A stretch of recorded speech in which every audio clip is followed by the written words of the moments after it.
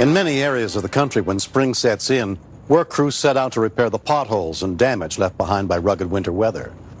On the morning of April 23, 1990, in Grafton, West Virginia, Department of Highway trucks were out in force to make the roads a safer place to travel.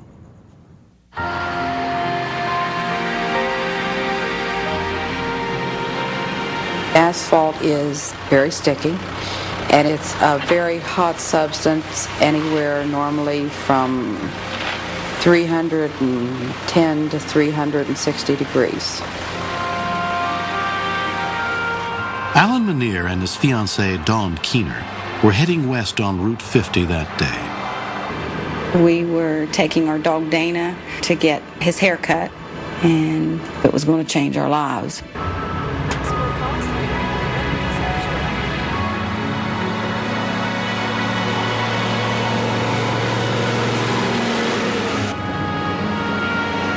State Highway Superintendent Donna Gallagher also happened to be driving down the same road. I was on my way that morning to where our heavy equipment division was working. I noticed one of our asphalt trucks coming down the hill. In my mirror, I noticed the wheels of the asphalt truck dropping off the berm.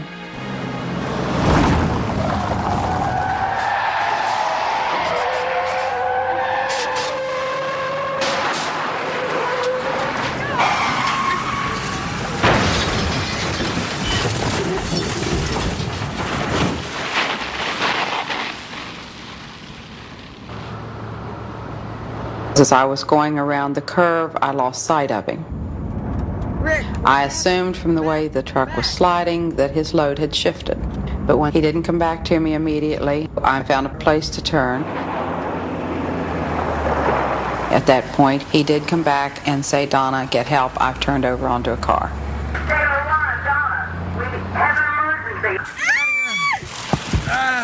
Oh my God, it's hot.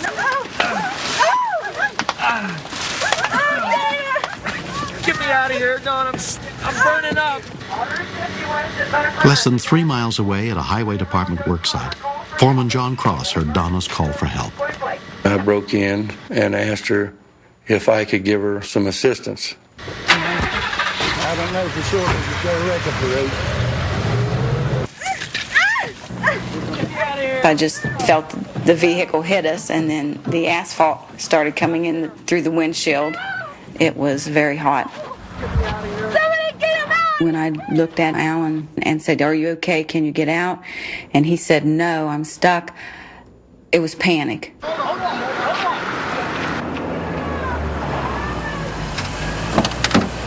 A couple of other people had stopped, and they were trying to help the driver to keep his head and face and neck from being covered with asphalt. It was quite a traumatic experience to realize who was pinned in that car. Alan had grown up with my children and had been at my home numerous times through their school years and was just almost like one of my own. Alan, keep calm. We'll get you out. We'll get you out quickly. We were all at that point thinking, get Alan out, but keep Dawn calm. You know, don't let her go into shock. We gotta get my kids. Because I had jeans on, it held the heat in, which caused more burning. The skin rolled off as I took the jeans off. When John and crewman Anthony Rome arrived, they used the shovels they'd brought to try and get Alan out of the car. Blacktop in. Get a shovel there. Get a shovel there. I'll get a truck so we can get off of there. Hold off of there. Clarksburg 41 to Clarksburg 45, Mark. 45, go ahead, Doc.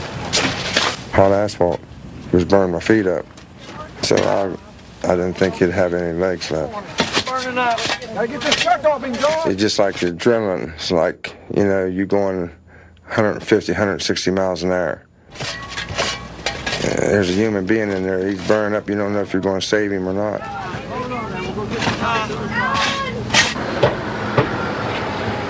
We were all frantically working, trying to keep them calm, trying to keep them from going into shock, trying to get Alan out of that burning asphalt. Dawn, Don. He's all right. He's all right. They're getting him out. He's all right. Anthony, come on off. It was very frustrating to not be able to help someone you love. That was torture in itself. That was pain.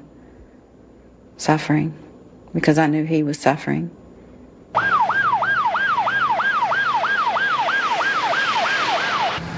Back up, Mark. Whoa, that's good. Just leave it right there.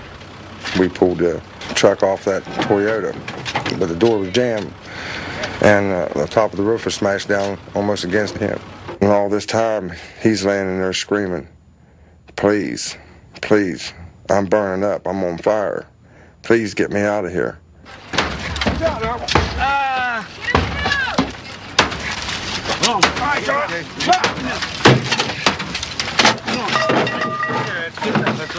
Use the glove. Use the glove. Just hold on. You can feel your skin getting real warm through the gloves, but you just don't pay too much attention to it because we know that we wanted to give him as much help as we could. After 20 minutes, they finally managed to free Alan from the car. We were afraid of shock for both of them. We knew not to try to remove the asphalt in any way because that could have started very bad bleeding. It would have pulled probably several layers of skin off with it. Rescuers with Grafton Emergency Services arrived, including EMT Lottie Moyer, and took over Dawn and Alan's care. He was really burnt. I didn't know how their body system was going to react to all that heat being on them. Almost got them off, Al. After being in the car that length of time and me getting out as quickly as I did, I knew it had to be 10 times worse for him than for myself. They're going to fly you to Pittsburgh, Alan. Both victims were taken by Life Flight helicopter to West Penn Burn Center. Alan's condition was critical. Alan's injuries covered 40 to 50% of his body. Let's get some IVs in him so we can medicate him before we start to debride. It was quite clear that Alan's burns were down to the bony level. Plastic surgeon James Smith was brought in to try and save Alan's leg from amputation. On your hand, this is mineral oil. I was concerned that reconstruction would not leave him a functional leg, or he may lose it because of infection. For a little while. Alan and his family discussed amputation and decided, although it was very complicated surgery, he wanted to attempt a reconstruction to have a functional lower extremity. Still, you have a lot of lines in. Oh, God. Alan subsequently underwent 6 operations in which doctors used muscles from his back and stomach to rebuild his leg. Alan was a very motivated individual and was determined to get well after this incident, and he's done marvelously. You're going to have to take time off and go fishing with us. There was quite a few times that I just wanted to quit. I kept thinking, is it worth going through all this pain? But it's an attitude you learn when you're laying on your back. You can either just quit and give up, or you can just tell yourself, I want to live. I want to do the things I did before. It's been 3 years since the accident. I coached Pop Warner football kids from 8 to 12. I've coached for 12 years. He doesn't have the mobility that he used to have, but he's still an excellent coach. He's very good with kids. Wins a lot of ball games. I still have pain in my kneecaps, and it's not a real pretty leg, but it's mine. It's there, and I can use it. Good. Each day is a blessing. I mean, it could have all ended that day on April 23rd, 1990, but it didn't. On December 15th of 1990, Dawn and Alan were married. Come on, bud. The accident brought us closer together.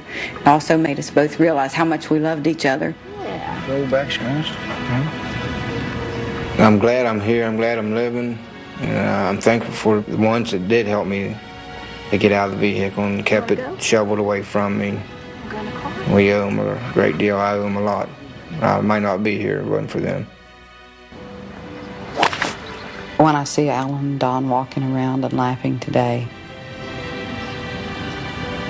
Anything you did was worthwhile. And I thank everyone that was there and everything they did to help us that day.